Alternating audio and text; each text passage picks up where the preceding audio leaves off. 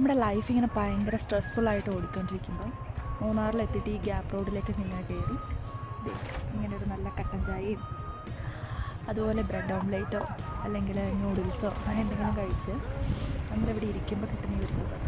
നല്ല ഈ തണുപ്പൊക്കെ അടിച്ചിട്ട് ചെറിയൊരു ജലദോഷത്തിൻ്റെ ആ ഒരു കോളൊക്കെ വരും. അതൊക്കെ ആസ്വദിച്ച് ഇങ്ങനെ മൈൻഡ് ഭയങ്കര റിലാക്സ്ഡ് ആയിട്ട് പീസ്ഫുള്ളായിട്ട് ഇങ്ങനെ ഇരിക്കുമ്പോൾ കിട്ടുന്നൊരു സുഖം എന്തോരം നമ്മുടെ മനസ്സിനെ ബൂസ്റ്റപ്പ് ചെയ്യുന്നു എന്ന് ചോദിച്ചാൽ എനിക്ക് പറയാനറിയത്തില്ല. അപ്പോൾ നിങ്ങൾക്കും ഇതുപോലുള്ള നല്ല നല്ല യാത്രകളൊക്കെ വിഷ് ചെയ്യുന്നു. Have A good day.